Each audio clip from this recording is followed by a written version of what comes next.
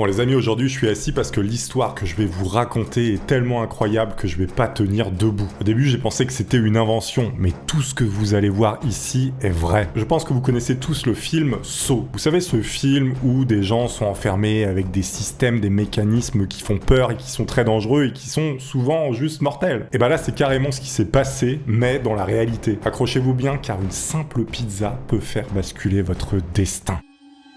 Le collier de la mort.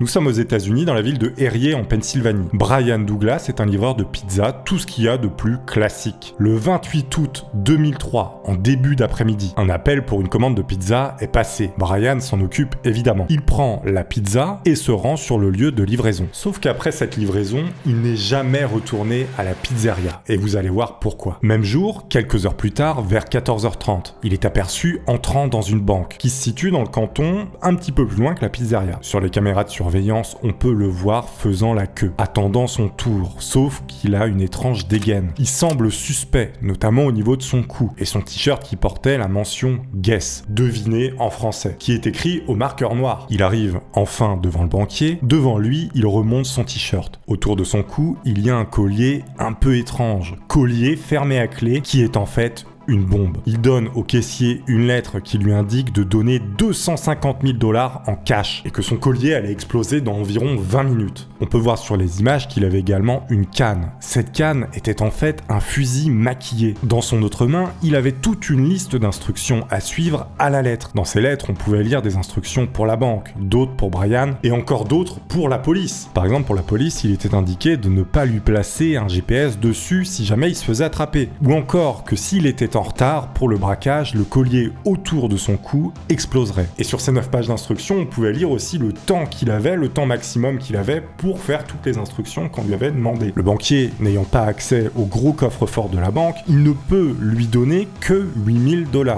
Brian prend le sac et s'en va de la banque, en précisant au banquier qu'il va revenir pour le reste, le temps que le banquier puisse ouvrir le gros coffre. Les papiers que Brian a, les instructions, lui indiquent, après ce braquage, d'aller vers un McDonald's. Au pied de ce panneau se trouve accroché à un caillou d'autres instructions. Sauf que la banque, entre-temps, elle, appelle immédiatement la police. Police qui le stoppe quelques centaines de mètres plus loin, près d'un autre magasin de lunettes. Et c'est à ce moment précis que va se jouer une scène surréaliste digne d'un film. Il est mis en joue par la police. On lui demande de se mettre à terre et il coopère. Pendant que le policier l'interpelle en lui passant les menottes, il parle du collier qu'il a autour du cou. On l'a fait sortir de voiture et menotté. Et il a commencé à parler d'une bombe. Mon collègue Ziemensky s'est approché de lui avec une paire de ciseaux et a découpé les côtés de son t-shirt parce que l'engin se trouvait en dessous. Et en soulevant le t-shirt, Ziemensky a dit « Oui, ça ressemble à une bombe ». C'est à ce moment précis que le policier se rend compte de la dangerosité de la situation. Et il finit par reculer comme vous pouvez le voir. Au début, les policiers pensaient tous que c'était pas une vraie bombe qu'il avait autour du cou. Un moyen de faire pression durant le braquage de la banque. Mais ils prennent quand même toutes les mesures de sécurité au cas où elle serait vraie. Brian est toujours assis. Cette fois-ci, seul face à des dizaines de flics qui le tiennent en joue. Il réclame qu'on lui enlève les menottes. Qu'on lui enlève aussi ce collier qui peut exploser à tout moment, d'après lui. Et lui, il est sûr que le collier va lui péter à la tronche. Faut faire quelque chose. Vous imaginez un petit peu le stress du mec à ce moment-là. Sauf que pas de chance, l'équipe de déminage était assez loin, en plus de la circulation qui était très dense à cette heure-ci. En attendant, Brian crie que tout ça est vrai, qu'il faut le sauver. Il dit avoir entendu un tic-tac quand on lui a mis le collier. Le temps passe un peu, il est toujours au sol avec tous les policiers autour de lui. Sauf que cette fois-ci, il y a un bip sonore qui s'est enclenché sur son collier. C'est-à-dire que le mec a un truc autour du cou qui bip et qui est censé être une bombe. Personne sait si c'est vrai, si c'est faux. Mais à 15h18, donc 3 minutes avant que les démineurs aient pu arriver,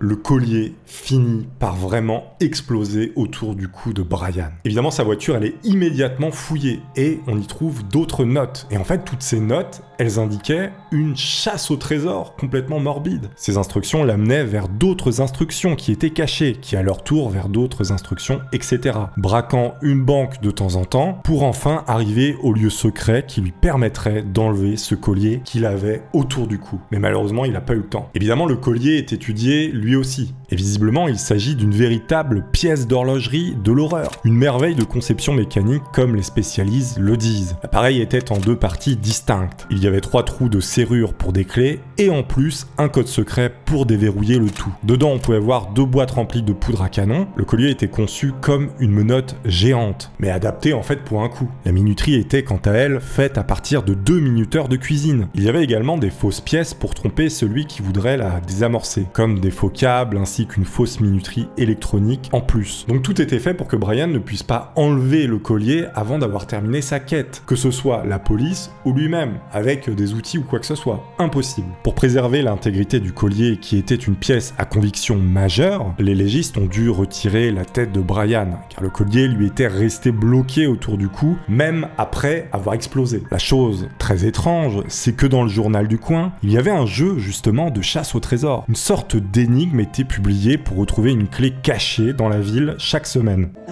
Il adorait les chasses au trésor, surtout celles qu'il y avait dans le journal. Tous les jours, il publiait un indice qui donnait l'emplacement d'une clé quelque part dans la région. Donc si on fait le rapprochement entre ces deux choses, l'affaire dans le journal et l'affaire de Brian, c'est quand même assez étrange. Est-ce qu'il y a eu une inspiration quelque part? Est-ce que Brian est dans le coup? On sait pas, on va voir. Les enquêteurs poursuivent après coup cette quête que devait mener Brian pour sauver sa vie. Au lieu suivant, où il devait se rendre, la police trouve un bout de plastique accroché dans un arbre, avec marqué dessus des numéros et le mot Vietnam. En parallèle, une perquisition est entreprise par le FBI dans la maison de Brian. Ils font littéralement sauter la porte par sécurité, au cas où la maison serait tout simplement piégée. Mais de cette perquisition, rien de très concluant en ressort, sauf éventuellement un carnet qui va mettre plus tard sur une piste. Les enquêteurs se posent beaucoup de questions. Est-ce qu'il a été contraint de faire ça? Ou bien c'est lui qui avait orchestré tout ce manège? La police remonte donc le fil, ils se rendent au dernier endroit où Brian était allé, c'est-à-dire à sa dernière livraison de pizza. Différentes traces prouvent qu'il a bien été ici, sur ce lieu où il devait livrer 2 pizzas au chorizo, je sais jamais. Rebondissement, encore une fois, 2 jours après, son collègue livreur de pizza meurt dans des circonstances très étranges et non déterminées. Bizarre. Là, ça commence vraiment à faire beaucoup de choses étranges, on est d'accord. Le truc qui est quand même assez important, c'est que les preuves matérielles étaient nombreuses, sauf que tout avait été fait tellement bien qu'on pouvait remonter très difficilement, voire pas du tout, notamment aux pièces qui ont servi à confectionner le collier ou sa voiture. Il n'y avait pas grand-chose. Enfin, il y avait beaucoup, mais c'était pas exploitable. Bob Pinetti était un personnage essentiel dans l'enquête, parce que son comportement a changé juste après la mort de Brian Wells. Il est devenu agité, il ne tenait pas en place. Lorsqu'on l'a interrogé, il a demandé à ce qu'on le protège parce qu'il pensait être le prochain sur la liste. La chose qui va mettre la puce à l'oreille sur le fait que Brian n'était pas l'organisateur de tout cela, c'est l'incohérence du parcours de la chasse au trésor qu'il devait faire pour se libérer. Il n'aurait en fait jamais eu le temps de tout parcourir avant que le collier explose. De plus, s'il avait fait ça de lui-même, il aurait tout simplement pas utilisé une vraie bombe. Ça aurait été un peu con. Donc à ce niveau-là, on est quasiment sûr qu'il se trame quelque chose de plus sordide, et notamment en groupe, dans cette affaire très étrange. Mais alors, la question, qui a fait ça? L'enquête se poursuit. Différentes techniques sont employées pour remonter jusqu'à la personne qui a orchestré tout ça, voire les personnes. Et c'est là que ça devient compliqué. On remonte petit à petit vers de potentiels suspects, des connaissances de Brian, à partir d'un carnet retrouvé chez lui, qui faisait mention de noms et de numéros de téléphone. Et là, je vais vous passer les détails parce que ça devient un méli-mélo complètement incompréhensible. En fait, cette affaire de collier explosif, elle remonte jusqu'à une autre affaire en parallèle où un type avait dans son frigo un corps congelé qui gardait comme ça au calme, quoi, comme un esquimau. Et donc, pour cette affaire très étrange, il y a plusieurs théories, plusieurs conclusions possibles. La première, que Brian serait finalement plus ou moins complice et qu'au départ, il devait porter une bombe fictive pour braquer, mais que les autres personnes dans le plan se seraient tout simplement retournées contre lui, le forçant à le faire avec une vraie bombe. Dans cette affaire, il y a quand même 2 personnes qui ont pris 45 ans de prison, qui ont été reconnues coupables. Mais en fait, c'est plus compliqué que ça. Sur le lieu présumé où le collier aurait été posé sur le cou de Brian, on a aussi des traces de lutte. En fait, le problème de ces traces de lutte, c'est qu'elles nous disent des choses, mais elles soulèvent d'autres questions. Et notamment, elles supportent ces deux théories possibles. Comme cette deuxième théorie qui nous dit qu'une connaissance de Brian affirme qu'il aurait été manipulé et envoyé dans un piège par son collègue. Vous savez, son collègue livreur de pizza qui est mort juste 2 jours après l'affaire du collier. Arrivant sur les lieux, on lui aurait mis de force en lui donnant des instructions. En gros, la question c'est est-ce que Brian a été totalement piégé et on lui a mis de force pour qu'il aille faire des braquages et récupérer de l'argent? Est-ce que au départ, il voulait pas faire un coup avec un faux collier et finalement ça a mal tourné, on lui a dit finalement tu vas le faire avec un vrai? Mais en fait, le problème de cette affaire, c'est qu'elle reste assez mystérieuse parce qu'il y a eu beaucoup de mensonges, il y a des gens qui sont morts entre-temps, notamment des témoins très importants. Les gens qui ont été inculpés, on est quasiment sûr qu'ils étaient impliqués dans le coup. Mais en fait, tout autour de Brian, il y avait un espèce d'écosystème de gens complètement fêlés et on a supposé que c'était ces 3-4 personnes qui avaient orchestré tout ça. Notamment, il y a des gens qui ont balancé après, plus ou moins. C'est extrêmement compliqué. Dans tous les cas, cette affaire reste un mystère. On a plus ou moins une vérité, mais on est sûr de rien. Je vous invite à vous abonner, à laisser des pouces si vous avez apprécié. Je vous laisse avec cette vidéo si vous ne l'avez pas vue. On se dit à très bientôt pour de nouvelles aventures. Portez-vous bien d'ici là, évidemment. Au revoir.